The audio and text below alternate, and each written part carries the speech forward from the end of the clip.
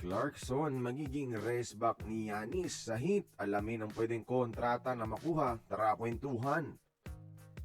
Marami na kagad malalaking balita sa off-season ng NBA at isa na dito ang pag-trade kay Giannis Antetokounmpo sa Miami Heat, mga idol. Nagtatayo ngayon ng Miami ng championship team around Giannis at naghahanap ng mga rest back sa free agency. Isa sa mga target nila ngayon ayon sa Miami Herald Times ay si Pinoy Jordan Clarkson dahil sa value at budget-friendly contract niya, mga idol.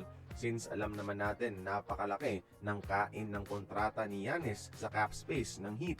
Pwedeng makuha ng Miami si JC sa isang veteran minimum contract kagaya ng kontrata niya sa New York or around $4 million, mga idol. Hindi man ito ang best contract offer na matatanggap ni JC sa free agency, pero sigurado naman sa contender siya mapupunta at pwedeng challenge sa dati niyang team na New York Knicks bilang hari ng NBA next season. Expected din kasi na baka umalis si Norman Powell sa Miami, mga idol. So isa talaga si JC sa mga options ng Miami sa free agency. Nakasentro kay Bam at Giannis ang Heat ngayon. Puro depensa yan talaga.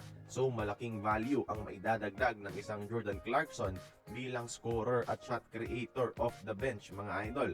Walang masyadong kaagaw si Clarkson sa bench ng Heat ngayon so far. So magkakaroon siya ng mas malaking opportunity magpakitang gilas kung sa Heat nga siya mapunta. Naghahabol ang Miami ng kampyonato ngayon, mga idol, at maaaring si Jordan Clarkson ang isa sa mga missing piece nila bilang rest back kay Giannis Antetokounmpo. Oo, may mga magagandang offer pang makukuha si JC sa ibang teams sa free agency, pero sa Heat siya mas may chance magkampiyon ulit. Kaya kayong mga idol, tingin nyo ba okay bang mapunta si Clarkson sa Miami kahit di masyadong mataas ang kontrata? Join the conversation, magkomento lamang sa ibaba.